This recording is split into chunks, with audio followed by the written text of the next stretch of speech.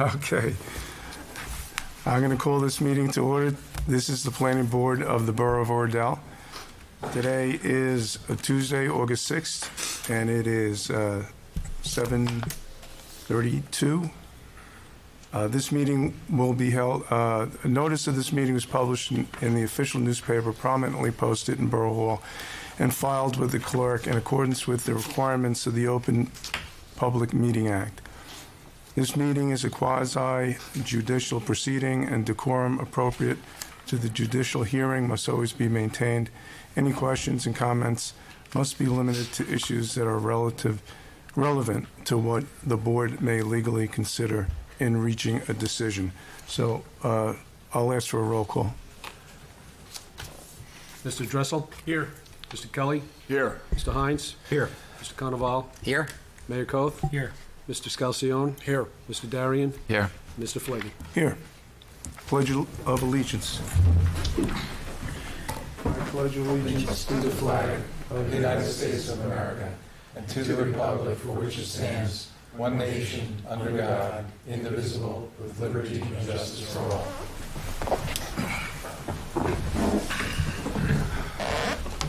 Has everybody reviewed the board minutes from the April 2nd, 2024 meeting? Any comments? Yes, Yeah. there was looked like an error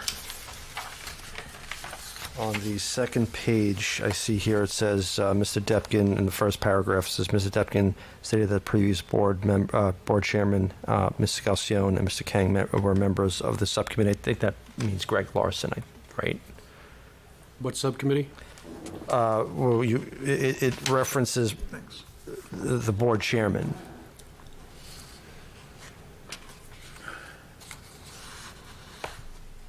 So I'm assuming that's Greg Larson. No, Greg Darian. Or that would be okay. Yeah.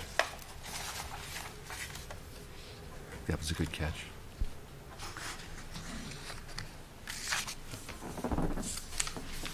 That was on the second page? Yes, first paragraph. Fourth sentence. Or, yeah.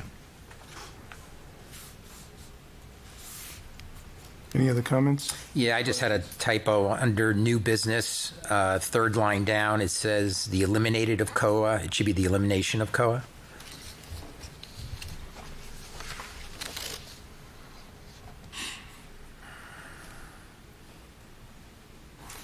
Unless there's any, Just to go back to the previous question, in the third sentence where it says Mr. Depkin stated the previous board chairman in his explanation of who was on the committee previously.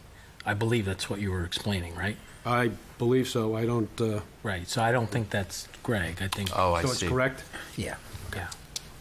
Well, then I think, He's just referring to who were the members, and he was saying that Mr.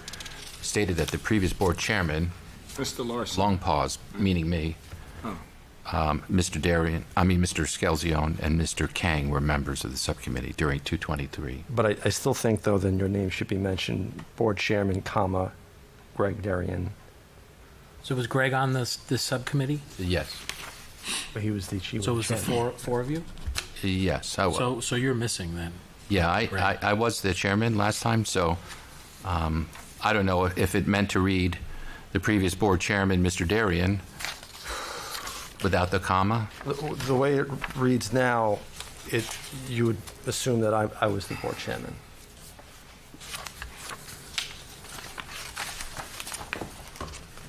why don't we insert Mr. Darian's name then? Because it could be, Yeah, so the either way. board chairman, meaning you, Yeah. but why don't we just insert his name? As amended? Any other comments? Corrections? I'll take a motion to approve the minutes. Just for the record, Mr. Snyder's just arrived. 7:34. I'd like to, Chairman, when you call for a vote, I'm going to abstain as I was absent.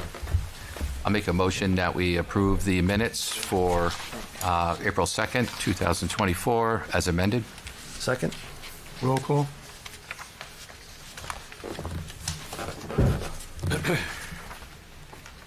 Mr. Dressel? Yes. Mr. Kelly? Yes. Mr. Hines? Yes. Mr. Carnaval? Yes. Mayor Cope? Abstain. Abstain. Mr. Scalzione? Yes. Mr. Darian? Yes.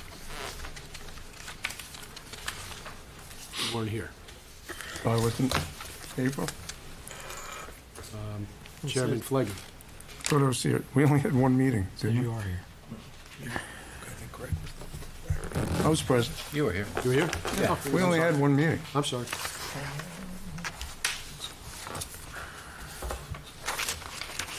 Okay, let's move on to committee reports.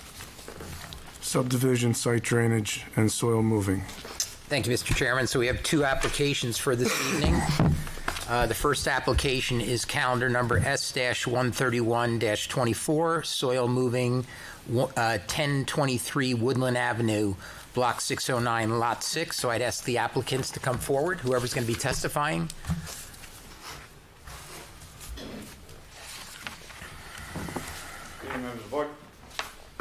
Just take a second to set up.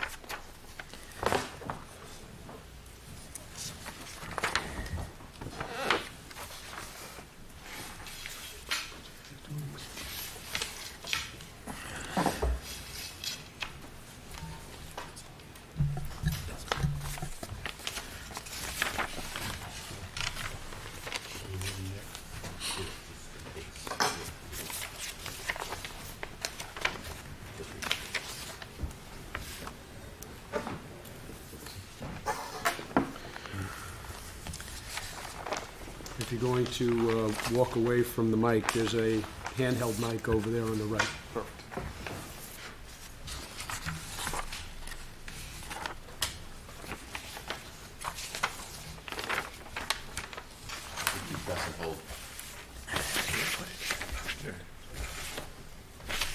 I think it's good. Yep, good.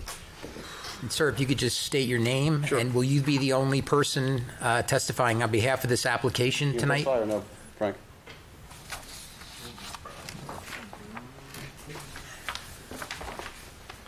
My name is Sean McClellan, last name spelled M-C-C-L-E-L-L-A-N. Business address is 84 Gettysburg Way, Lincoln Park, New Jersey, and I'm the applicant's engineer. Okay. My name is Hugo Barrantes, B as in boy, A-R-R-A-N-T-S. I'm the excavator. My address is 39 Barnegat Road in Hewitt, New Jersey. Okay. Shall I swear them in? Yes, do we have to first get testimony for being a subject matter expertise, or? Yeah, but let me swear them in first. Fine, thank you, Mr. You would Hugo. both raise your right hand. Do you swear or affirm that the testimony you're about to give in this matter will be the truth, the whole truth, and nothing but the truth, so help you God? I do. Okay. And just before you testify the first time, just put your name on the record. You already did, but, okay? Sure. Thanks. So it's Sean McClellan, spell last one more time, M-C-C-L-E-L-L-A-N. And would you like to go through my credentials real quick, or I think it's the first thank time you. I've been here in a long time. Sure. So I graduated New Jersey Institute of Technology in 1997 with a Bachelor of Science in Civil Engineering. I've been a licensed engineer in the state of New Jersey since 2004. I've testified in various zoning and planning boards in Bergen, Essex, Passaic, Morris, and Hudson counties. I've probably been in front of about 25 boards in Bergen County. I have been in front of this board, but it's been at least 10 years. I don't know what you normally do. If there's a motion to accept them as an expert, or Chairman, you can just... Yeah, I just will recommend, accept that, we accept Mr. McClellan as an expert, and does the other gentleman need to also as the He's going to be a excavator? fact witness. Okay, great. I always ask, so, but, all righty, so if you could give an overview of the project, and then we'll take it from there. Sure. So my plan is site plan for David Haneke. It's at 1023 Woodland Avenue, Block 609, Lot 6.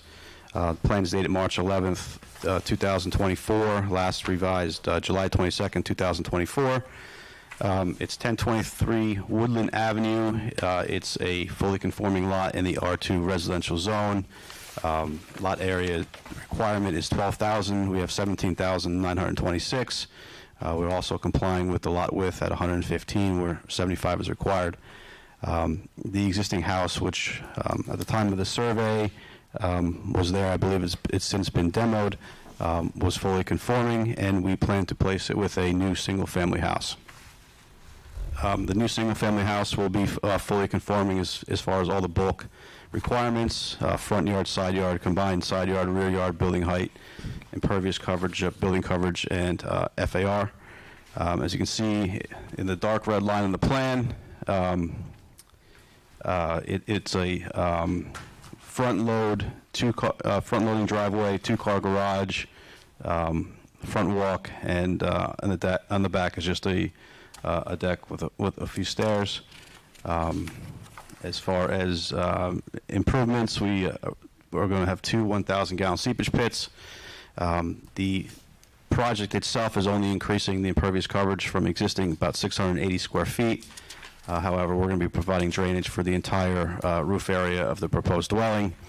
The roof area comes to a required storage of 2,872 gallons, and we'll be providing just over 4,000 gallons. So the site in post-construction will have less water coming off than pre-construction. We have several trees being removed. I included a tree replacement chart on my plan, and we will place a location of the trees and what type of tree based on the Shade Tree Commission's recommendation. Pretty much sums it up. Of soil moving, I guess that's why we're here. The total cut is 373 cubic yards. Total fill is 117 cubic yards for a total amount of soil being removed of 256 cubic yards. Okay, thank you. So to my fellow members on the board, typically I like to hear from our professionals first, and then we can entertain questions from the members of the board. Dave, I'd like to start with you in particular because the letter dated July 2nd, 2024, I noticed there were a lot of outstanding items. Sure. So I'd really like to understand if those items have been addressed properly as we consider this application.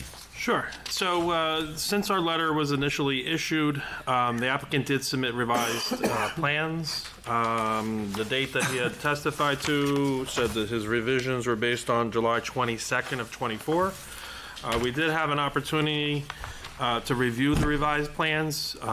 It did address pretty much every comment that we had in our July 2nd letter. Unfortunately, given the time constraints and stuff, we didn't issue a revised letter to you guys. But just to go on the record, I would just note, as far as the way the borough handles, and you guys are pretty familiar with that, except for some of the newer board members, the way the soil is actually quantified, it's the combined, and it's not looked at as a negative. So the total, just for the record, is 490 cubic yards of soil moved on the property, just so that it's on the record as far as that side. But it doesn't impact the application as per the testimony that we have here.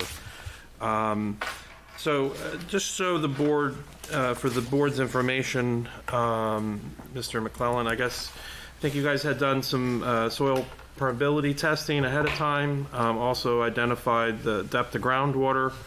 Can you talk a little bit about that and any of the impacts on the plans that they originally had gotten for that? Sure. So we dug a test hole in the vicinity of the seepage pit that's in the rear here. We dug down 10 feet, no problems. After the hole was open for a while, you could see a slight trace of water at the 10-foot depth. We sent the soil sample to the lab. It came back as K2, which is between 0.6 to 2 inches an hour.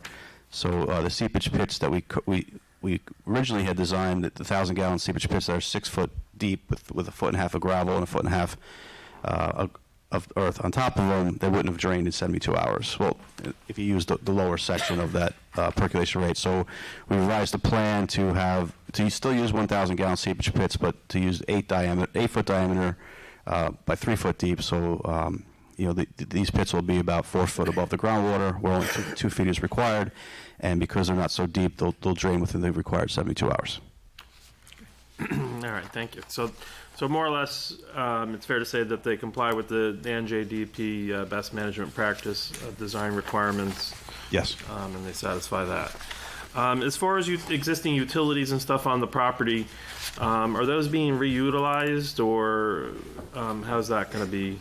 Typically, I'll see if I'll go first, but always try to use the existing utilities if they're serviceable. If not, then at that time we'll decide to replace them.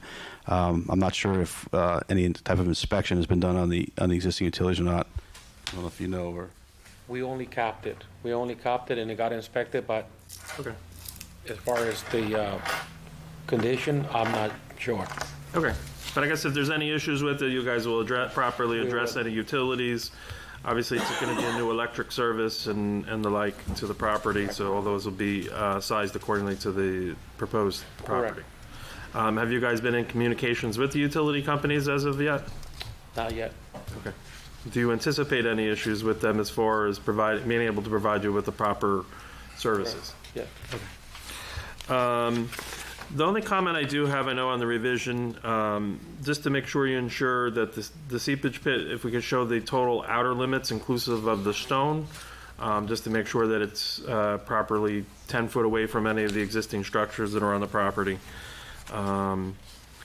And then I would note to the board, they did submit in the revisions, there's a number of trees that have come down on the property. So they did submit the application for the tree removals, and they're required to replace. They took down, I think it was a total of 12, and they're required to put 14 trees back. So I think the testimony, and correct me if I'm wrong, is that you're going to locate 14 trees on the property. 14 trees at the discretion of the Shade Tree Commission, yes. Okay. Okay. Other than that, I mean, obviously, the other item, which I don't know if you had addressed, but could be made a condition of the board if you choose to proceed forward. We did note the total disturbance appears to be over the 5,000 square foot requirement, which would require Bergen County Soil Conservation District approval. Yeah, we've applied and we've received that approval. We'll just submit it to the building department. Okay, perfect. All right, other than those couple of items, like I had noted, the majority of the stuff that are in here have been addressed with the revisions, which are on the plans that are presented to you this evening. And that includes your entire list based upon the Yes. July 2nd letter? Okay. Yeah. All right. Yeah, but as customary, again, if the board chooses to approve the application, I would just make it a condition that they satisfy our comments, just so that it's in there and the borough's covered. Okay. Mr. Depkin? Yes, with my review, the building coverages, lot coverages, floor area ratio, setbacks all comply. I don't know whether the board wants to review the tree schedule and where they're going to be located. That might be something you want to think about. And I would ask the applicant to, in the process from this point on, maintain the property. It's gotten overgrown and unsightly. So if you can continue to maintain that, That's no problem. and that's all I have. So along those lines, Steve, we don't have a shade tree commission, so who is the authoritative entity that, is it our arborist that would go to the property and? Well, I think the board could make comments on where you would prefer them to be as far as the type. I think that would lie more on with the arborist that we get, Right, that we hire. okay. Is it required that we do that? No. What is, I'm always one for property owners' rights, so I don't know that we're in the Yeah, business of telling them what tree to plant where. I agree with that. We've run into some situations where they, want to put, instead of trees, they want to put, arborvitaes, the green giants or something along the back as a hedge. Is that what you feel is you're looking for, or the town is looking for? But No, I think they should provide what's required, and there's a difference by definition between tree and a shrub. So I think that that's an important point to make, but within the parameters of providing what the ordinance requires, I think it's really best left up to how they want to use the property. okay. One question I would ask around the trees, though, while we're on it is, David, can you clarify in item 12 of your letter, you have a tree replacement schedule? Sure. It looks like it outlines 3, 4, 5, 6, 7 replacement trees, where the schedule on the drawing calls for 14. I don't know if we gave a total number. So the schedule we have on here, that's actually the removal. So there's 2 that fall within the 4-inch to 7.9. Right. There's 9 that fall within the 8-inch to 16.9, and then 1 that's over 31 inches. Then in the column to the right of proposed tree removal, you have required replacement. Well, so that would be what the ordinance requires for that particular tree size. Then you would multiply that out. So that would come up to the 14. But if I add this column from top to bottom, that's not the number of required trees to be replaced? No. We should have included that in there just for clarity purposes, but added an extra column, actually. So Okay. 14 is the total replacement. Thank you for the clarity. Sure. Okay. So, Wait, just so I'm clear, so the 2 that are small trees, they require 1 replacement tree, so that's two trees replaced. Correct. Same with the 9. Correct. They only require 1. It's the big tree over 31 inches that requires 3 trees. Correct. So in that case, it's 3 per 1. So that's why. Okay. Correct. Or they have the option, obviously, if they don't have the room to plant it, there's obviously there's a fee that they could pay as well. tear down And that's the fee that you show. property. Correct. Goes into play. Correct. So if they chose not to do the 36-inch tree, well, it's a 36-inch tree, but it's over 31, it's a $1,000 fee. So before I open it up to the board, Mr. Giblin, do you have any questions for the applicants? Really just in keeping with the mayor's comments a minute ago, I'm not sure if there's any approval of anyone required for where the trees are going to be placed or what kind of trees they are, because that would have to be in a resolution. Correct. I'm going to go back and look at the tree ordinance again, because there is a process where you have to have a tree plan and you do have to indicate where you want to plant those trees.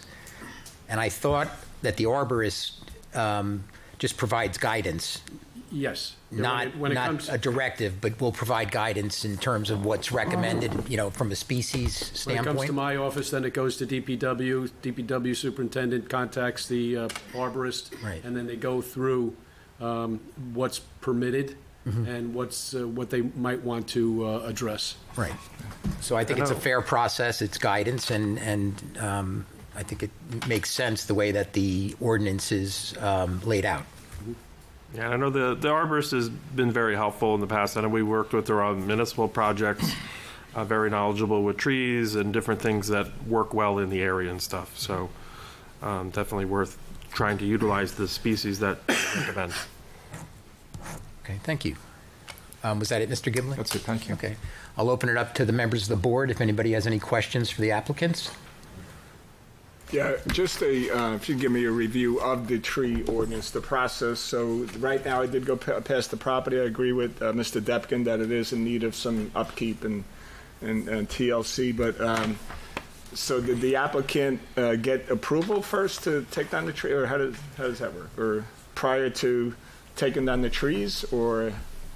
Yeah, I'm not aware of an application that was submitted prior to the trees coming down, so. Maybe the applicant can address that. I believe they did. It went to DPW, and they went out and evaluated what could come down, but I'm not certain, so maybe the applicant can address that. You know? I do. So yeah, we met with the tree expert, and he came by and he approved the trees that we wanted to take down. Okay. And we did get a permit. Great, thank you. All right. Okay. Good to know. Any other questions from the members of the board? And the trees that are still standing will stand, right? That's. I think Which- there is another application for additional trees, but it hasn't been approved. I'm sorry. I think, I'm not sure, I think there is an additional application for more trees, but I'm not sure. For more trees to be removed? Correct. Okay. Well, I mean, the ordinance speaks for itself, so for every tree that comes down, there's a formula for replanting, so it's all laid out in the Yeah, it ordinance. looks like the property now, the silt fence goes around the perimeter, and behind the silt fence, there's some nice big mature trees right on the perimeter of the high school, right? If you look at, so it looks like, the trees are beautiful, and it's, Yeah. it looks like a nice lot, yeah. Thank you. Any other questions from members of the board? Then I'd like to open it up to the public, if anybody has any questions or comments on this application. Hearing none, we'll close public comment. Mr. Chairman, I'd like to make a motion to approve the application for calendar number S-131-24, subject to all of the comments and further requirements that have been specified either by Mr. Atkinson or anybody else. And so I'd like to make that motion. I second that motion. Steve, Roll can you call. take a roll call? Okay. Mr. Snyder? Yes. Mr. Dressel? Yes. Mr. Kelly? Yes. Mr. Hines? Yes. Mr. Carnaval? Yes. Mayor Koth? Yes. Mr. Scalzione? Yes. Mr. Darian? Yes. Chairman Flaggy? Thank you. Thank you. Good luck. Thank you.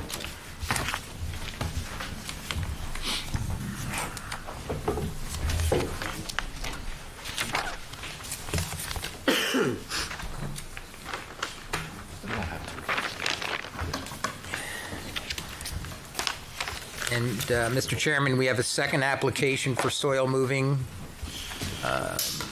calendar number S-132-24, 388 Loretta Drive, Block 1401, Lot 15. I would ask the applicants to come up who will be testifying on behalf of the application.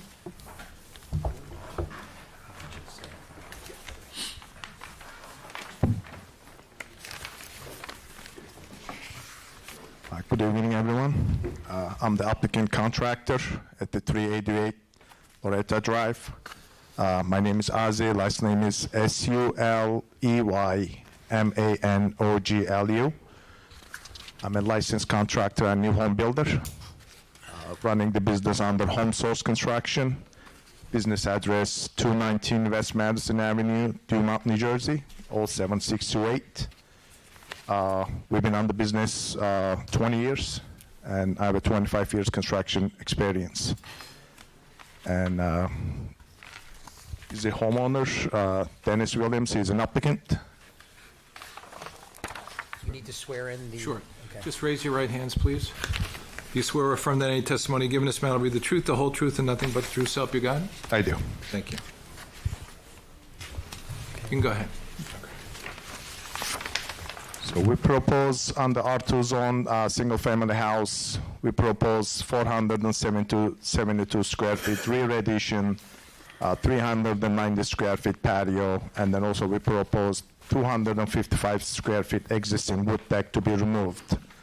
All that work, including seepage tanks, we have total of 141 cubic yard soil to be cut, 28 cubic yard backfill, and total of 113 cubic yard to be removed.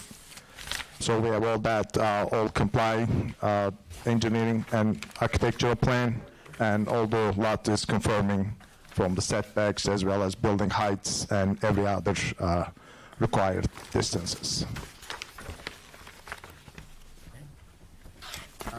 Once again, I'll go to our professionals. Mr. Atkinson?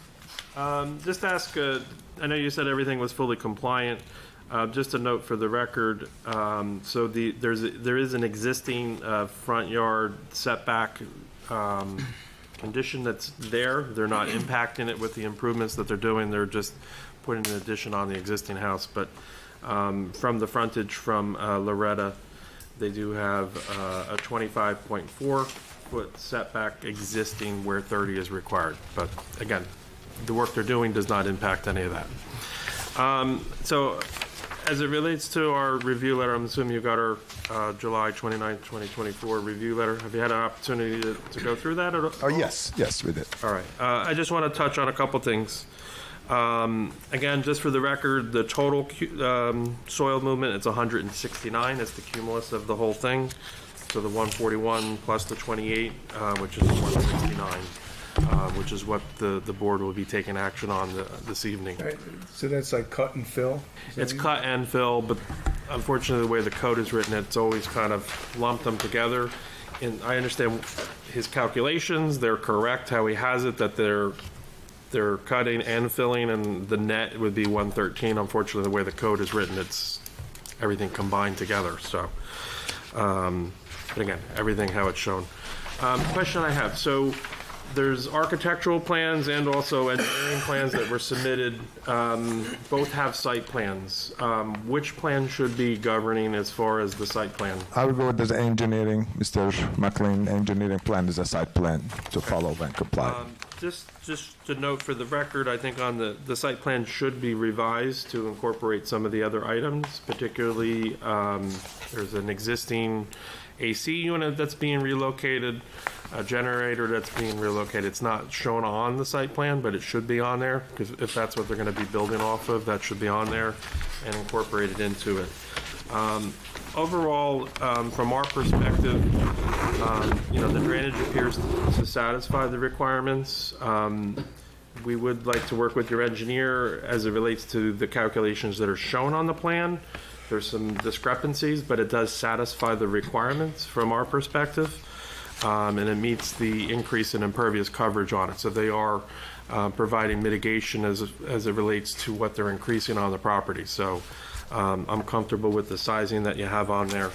I know we had a comment about that, but more or less what I'd like to see is some of the plan revised, show it properly in the future.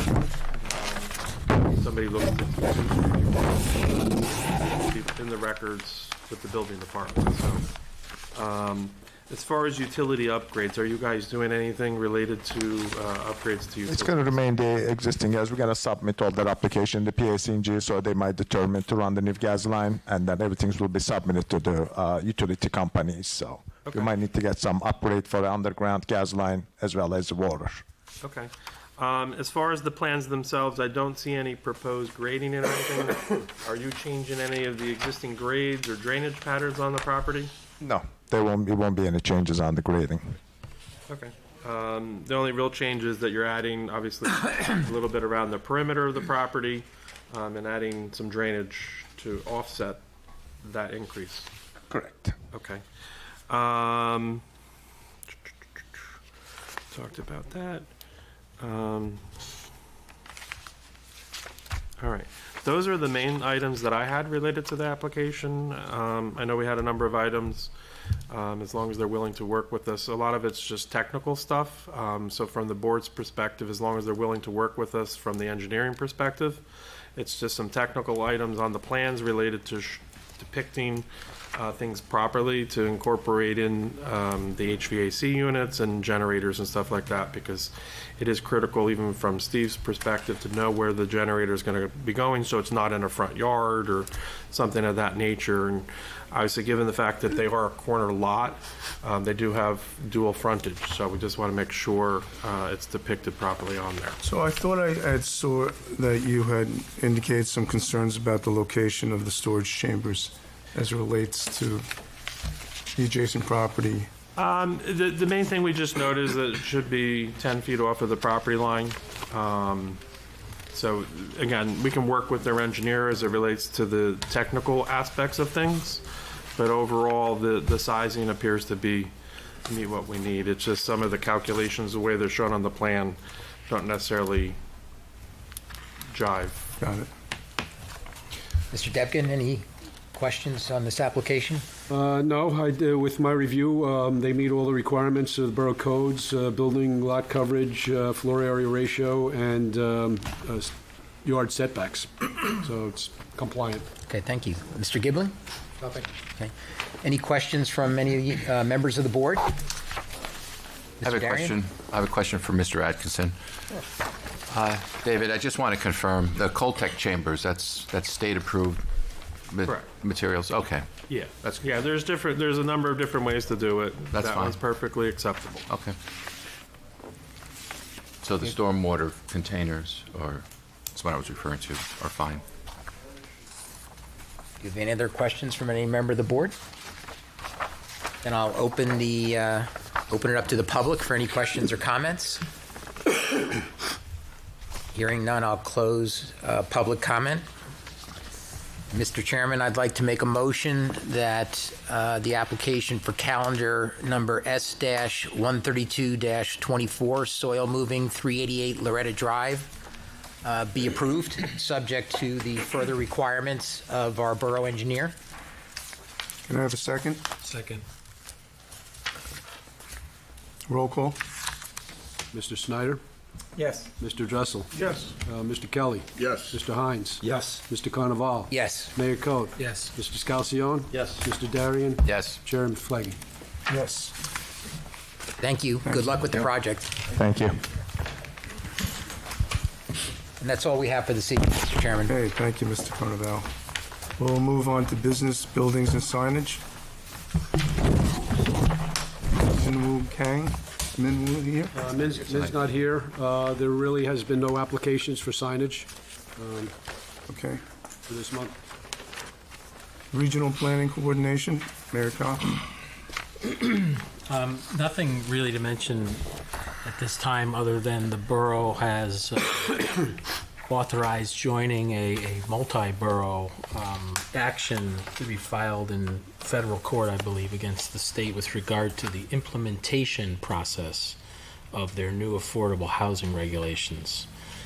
This is being led by the borough of Montvale. I believe there are up to 60 municipalities throughout the state that are currently on board as part of this consortium. And the borough, at its last council meeting, authorized us to participate as well. So the borough of Montvale has gone through a public bidding process to hire a lawyer that specializes in this area and proceed with filing an action. Again, not opposing affordable housing, but the way in which the state is forcing municipalities' hands in how this should be done. So we feel at the council that that was a very important step for us to take, and we'll see where that goes. Okay, thank you, Mayor. Zoning, that's me. I have nothing to report.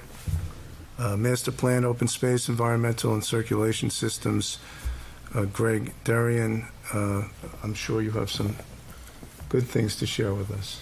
Yes, Mr. Chairman. We had 3 meetings since our last meeting. The first on May 7th. That meeting mostly consisted of introductions of board members, expressing initial ideas, some other general discussions regarding the state of the current master plan process. Then we met on June 3rd. We discussed past experiences with our master plan revisions. This was 2018, 2019. We explored possible ways to move forward with our planner, and then we discussed possible ways of getting additional data for analysis purposes other than just what we have normally within the planning process. I'll go into further detail later, but right now just preliminary discussions on gathering as much data as possible to analyze. Then on June 17th, we met. This meeting was a little different. We decided at the June 3rd meeting to also bring in the borough council members, which we invited to solicit their input and their opinions, just in regards to the town as a whole and where they see we're going. And in July, last month, we had no meetings. So that's my update, Mr. Chairman. Thank you, Mr. Darian. Okay, historical preservation. Sorry, I have a question. Sure. Can you talk a little bit about, I believe there's a deadline early January for the 4th round. Where does the town stand on that? I think those deadlines are for the borough, and I don't know. We are not tasked with the affordable housing component of the master plan. Our responsibility is rewriting or modifying the master plan. And I know that dovetails with the affordable housing element, but our goal and our, I'm trying to reach for the proper word, our direction is to look at the master plan from a master plan's perspective, what's good for the borough, and how we should develop the town moving forward in light of those affordable housing pressures, but not in response to it. Does that make any sense? I understand what you're saying. I guess my question is it envisioned that there will be any changes in density in terms of zoning in the town? When you talk about, like you said, June 17th meeting, you met with members of the council? Yes. And what did you mean by kind of the path forward, I think you Right. said? So the COA and the Fair Share Housing Council has been a constant pressure for decades. So the one thing everyone wants us to do is to grow and improve, and increase density. Well, that's great, but what's best for the borough of Oradell? And how we're going to grow, and at what rate we're going to grow, and what type of growth is something that we're trying to determine. And just as an example, some municipalities will allow 5, 6-story apartment complexes. I don't think we have the appetite for that in Oradell. Some municipalities are large enough that they could absorb 150 apartment units or 2 150-unit apartment buildings. In Oradell, we only have 8,000 residents, 2 square miles. It would be very difficult for us to absorb, that type of development. So with those constraints or goals in mind, we're discussing just ideas. But in terms of rezoning to increase density, we've always discussed that, but we are nowhere near any point where we're going to make a decision or even discuss specifics about what zones and what type of changes. We're still, we didn't really have a substantive meeting until June 17th with the council members, but even then, there was nothing concrete. There was no direction I could say that I could report on. So, well, I think that answers your question. So, Yeah, I think it was well put. Yeah, just one follow-up, though, on that. So you mentioned that the town is going to be, kind of engaging, I guess, with the state on the deadline in January. How do you see the timeline between that and the question of potentially zoning and density? Because it seems like they're kind of inextricably linked. you're going to make me say something publicly that I probably shouldn't say. Don't worry, don't get nervous. I, as a planning board member, am working on behalf of the borough of Oradell, and I'm concerned about the borough of Oradell. If the state is happy, if the Fair Share Housing Council is happy, or the new plan is happy, that's not my primary concern. So, if we meet the deadlines, that's great. If we don't meet the deadlines, so be it. Thanks, Greg. Sure. So just one correction, Greg. It's not our option to meet the deadlines. We're required. Okay. And if we haven't done this already, I thought Caroline spoke about this at one of the few meetings the board did have earlier this year. The high-level bullets of the timeline, one of which has already come and passed, which was the borough auditing its Affordable Housing Trust Fund and reporting that audit to the state. Later this year, in the late third, early fourth quarter, DCA, who is responsible with promulgating the amount of units they believe we are to provide, will pull that number out of a hat and give it to us and say, this is what we think your share should be. The borough then has a very limited time to respond to that in either accepting or not, probably January. Yeah, the DCA comes out with their number at the end of October. And in January, I think it's 15th or 17th, the borough is obligated to supply its number to the state. And as you said, you can either agree with their number or you can come up with your own. Right. So there are a number of flaws that we found in the implementation of what they're trying to do, which is why we became party to the suit. But parallel, we also have to think ahead in terms of how to embrace this in the way that best serves Oradell. And to Greg's point, I guess when I was on this committee a long time ago, affordable housing used to be its own committee. I just looked here, I don't even see it on any of these things.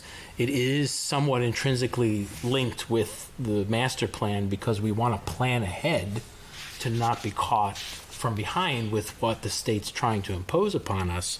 But in the same vein, it is a regulatory matter that we're required to comply with or deal with the consequences. So I think we should talk about what that means for the board going forward and whether or not there's more emphasis on that as part of the master plan subcommittee or it needs its own subcommittee. I'm not for creating more committees, but I think the master plan subcommittee, as directed by the mayor and council, is trying to take an advanced look, because we're not due to do this for a few years, technically. But looking at this and saying, if we're forced to do this, where could opportunities be so that we have a plan? And we're not scurrying at the last minute and we're subject to developers' lawsuits saying that this is what we're going to come do because you failed to meet your burden. And I'd just like to add, I don't know what the new process is going to bring, but I can tell you in the past, we were told we had a 390-unit requirement, but there's a lot of asterisks associated with that 390 units. We had what was called a vacant land adjustment.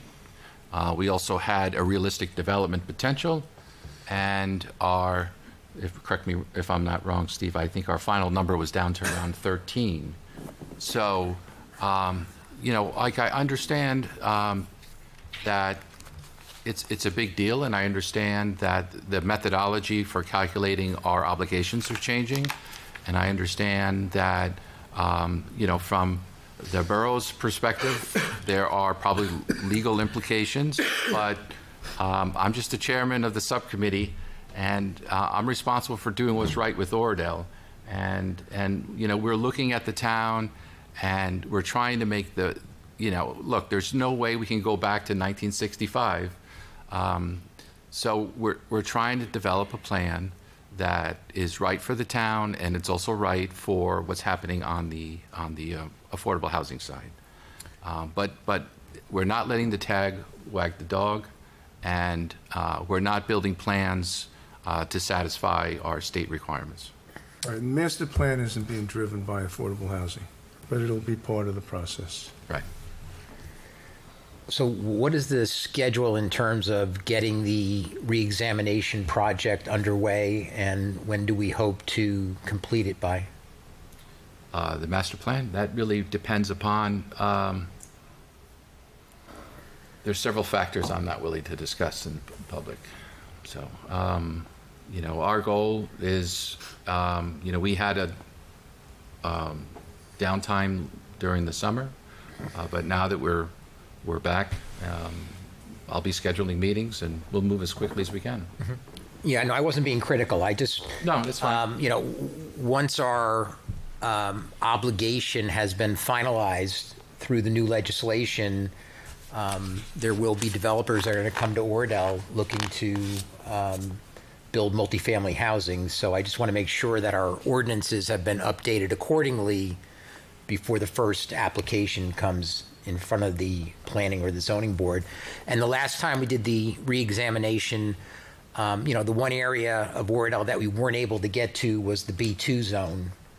And so I hope that that's a focus of this reexamination, because last time we focused primarily on the central business district and to a lesser degree, I think, on the B3 zone. But the B2 zone seems to be an area that needs to be evaluated, especially in this current environment. Yes. The B2 zone, for the members of the public and for board members who are not familiar, is the commercial zone or the office zone, which is north of Sawmill or roughly Orchard Street on the other side. And it extends all the way to Emerson. And it's primarily on the right-hand side. There's not much on the left-hand side. There's residential homes in the Blauville. But that is the B2 zone. The B3 zone is south of Elizabeth Street. So if you're looking at the downtown central business district, and there's that small park there with the liquor store, from there south to River Edge is the B3 zone.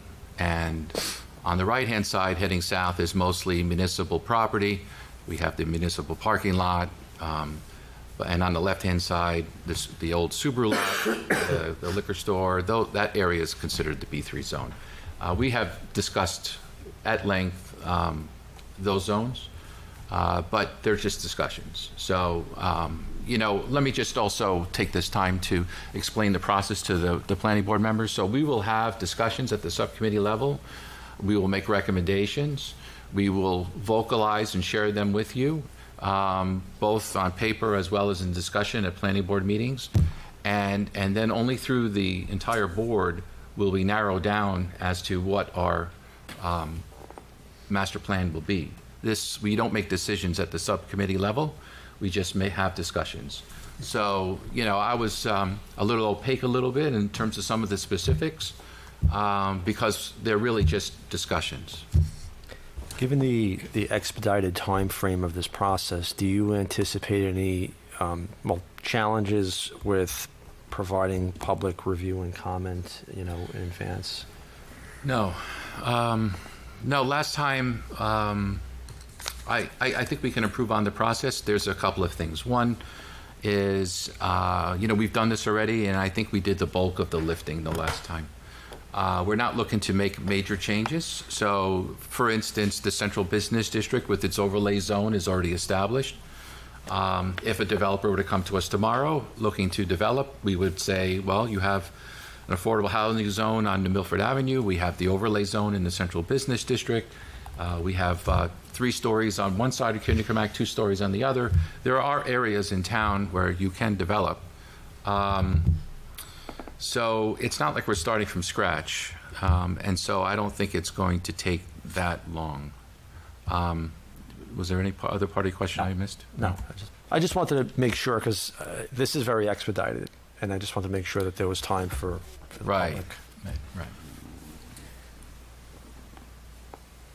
Right. Just as a follow-up to that, I know we didn't have much of an agenda the last couple of months, so we didn't have meetings.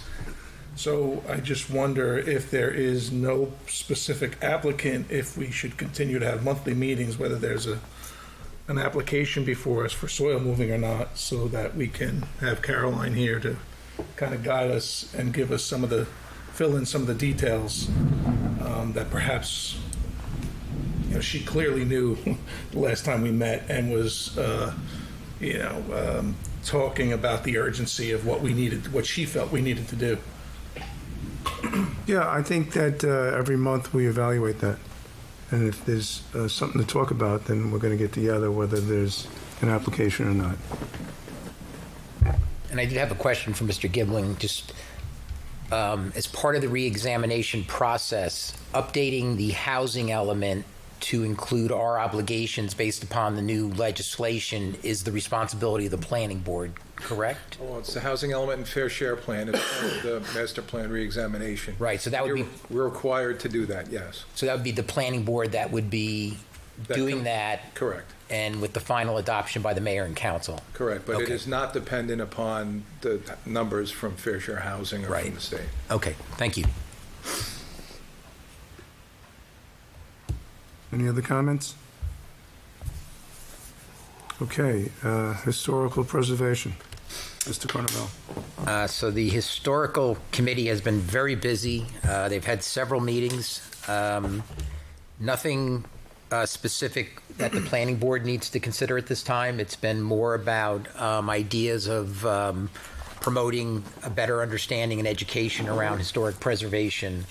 And they're continuing to have meetings on ways that they can do that better. But they haven't brought up any items specific for the planning board at this time. Thank you. Old business.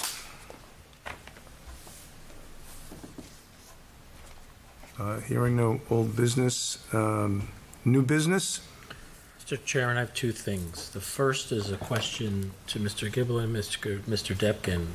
I believe the council only appointed, from their perspective, the borough planner and a special planner for the borough at one of our recent meetings. Does the board also need to appoint planners to advise the board, and should we do that? And does the board feel that they'd like to endorse the council's appointed planners, which is That's usually the case, but yes, the board. Caroline Ryder of, help me out here, T&M, and T&M, Fran Ryder of DMR Architects.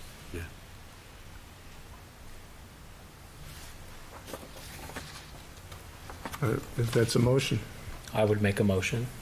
then so moved. Second? Roll call? hey, Mr. Snyder, Yes. Mr. Dressel, Yes. Mr. Kelly, Yes. Mr. Hines. Yes. Mr. Carnaval. Yes. Mayor Koth. Yes. Mr. Scalzione. Yes. Mr. Darian. Yes. Chairman Fleggy. Yes. The second thing I have is maybe refreshing or controversial. I'm not exactly sure, but I'll tell you after the meeting. Given the fact that we've had very few applications and we've met very few times, this board, other than conducting its reexamination and fair share element duties every so many years, seems to be, forgive me, somewhat of a sleepy of the two boards. Something that's been talked about in the past at the council level, and I want to investigate it, but I wanted to get feedback from board members of both boards. And through Mr. Depkin, I advised Mr. Michelman, the chair of the zoning board, that I was going to be asking this question of the board tonight. And I will be speaking with the zoning board to ask the same question. And it's basically soliciting opinions, feedback, or recommendations from board members on how they would feel about having a combined land use board versus two separate boards. And I'll leave it as simple as that. There's certainly pros and cons to both approaches, but given where Oradell's at in almost a fully developed stage, the types of applications that are coming in, does it make sense for us to kind of architect the changing of gears at this point to be something that is a more consolidated effort? I'm You wanna open that? for You wanna opinions. discuss that now? Absolutely, of any type, shape, or form. I have some opinions. First of all, this board hasn't met very much this year, and I agree, it doesn't seem like we have a lot on our plate. But in years past, we met quite a bit, believe it or not. Now, I don't know if this is going to be like this moving forward or it's going to get busier. So I just make that as a note, just to think that there may get the times like in the past, it may get busier.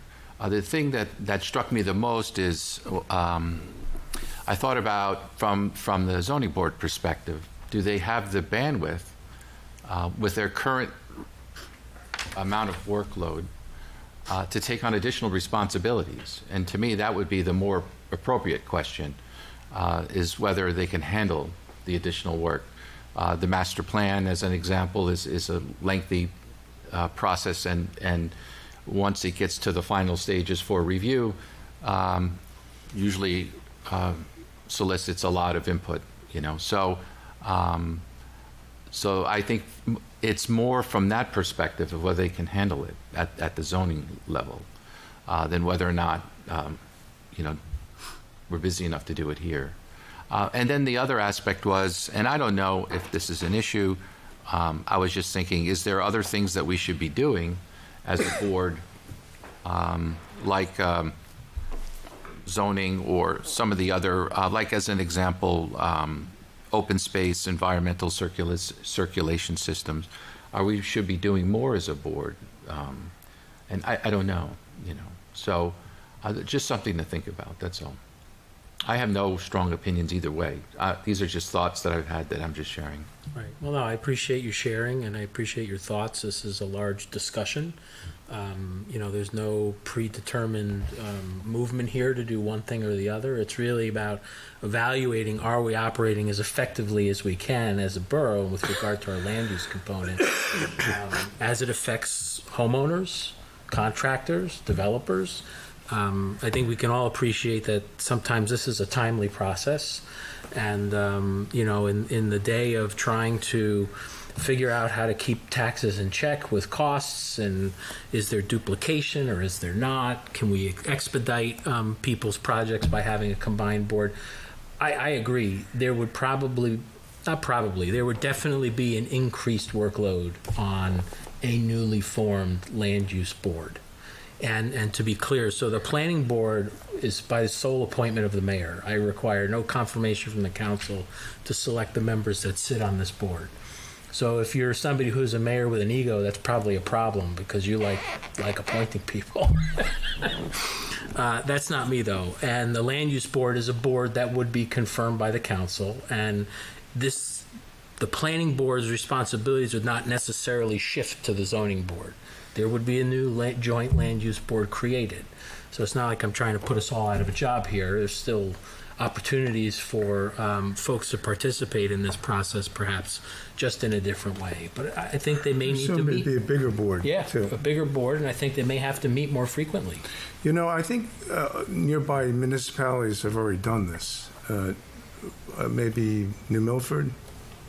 I know Emerson has a River Edge? combined board. River Edge. River Edge. So a suggestion, maybe we should pull some information together on the pluses and minuses of doing this and get some real life feedback on how it's working out in those other municipalities. And then share that with the board. I just had another thought. Sometimes over the past 10 years, there have been, from my personal experience, there has been some disconnects between the two boards. I've watched the zoning board and I've heard comments specifically towards the master plan or the intent of the planning board, and we're not always in sync. And so they're interpreting our intentions, based on their witnesses that they have there, whether it's the planner or the borough officials, and sometimes it's not exact. And I feel conflicted, like I should go and say something, but I don't want to interject in their process, right? So a combined board, you wouldn't have that problem. Fair enough. The other item to consider, Mayor, is I don't think we finalized the decision, Steve. We were going to change the threshold for soil moving applications, and we never got to that, right? Ball was dropped. Okay, so we were going to raise that threshold in terms of when someone would need to come in front of a land use board for a soil moving project, and leave it to our construction official to manage the smaller projects. So that'll, if we do get back to that, yeah. The workload could be reduced. Yeah. A matter of fact, I think one of the applications tonight would. Correct. Right. So that's something else to keep in mind. There's an argument to be made that both of the applications wouldn't necessarily, even if it required soil movement, it could still be reviewed by the engineer and the construction official as the zoning officer. So there's an argument to be made for that as well. Well, it helps the applicants because you're not spending their money with professionals and also their time. Right. We could send it to the borough engineer. He does his review, get it back, and have permits, ready to be submitted. I mean, the only thing that I conveyed to the mayor, because, I think it's an idea that's worth considering, is a town like Oradell that is very developed, planning becomes even more important about, how it evolves over time. So a combined board would have to be able to have that dual lens of being transactional in certain regards and then being strategic in other regards. So I just would want to make sure that that type of thinking would apply to a combined land use board. All right, let me work on getting some feedback from some of these other municipalities, and we can talk about it at the next meeting. Anything else, Mayor? All I have, Chairman. Any other new business? So with that, I'll open it up to the public.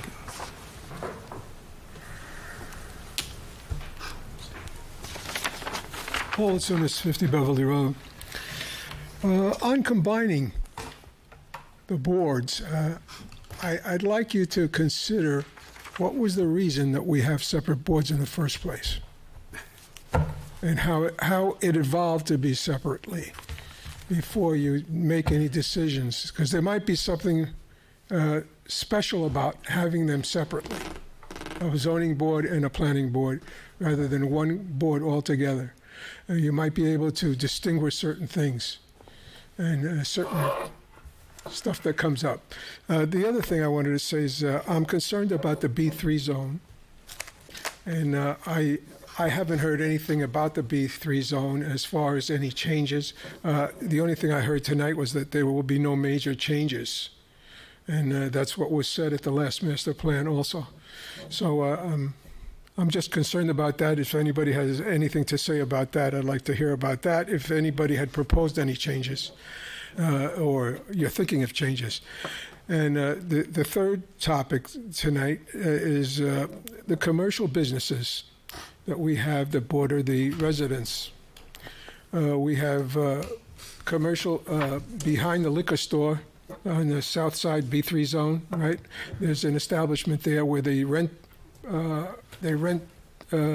stuff out for events, I guess chairs and all kinds of things.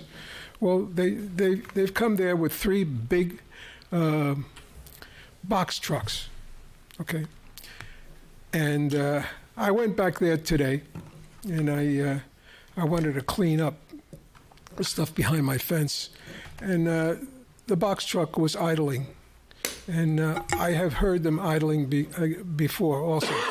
And I'd like to know, are we going to have anything about commercial properties idling their trucks next to residential areas? Because my neighbor has 2 little daughters, and they play in the yard, and these box trucks are idling right behind there, you know, where they're playing.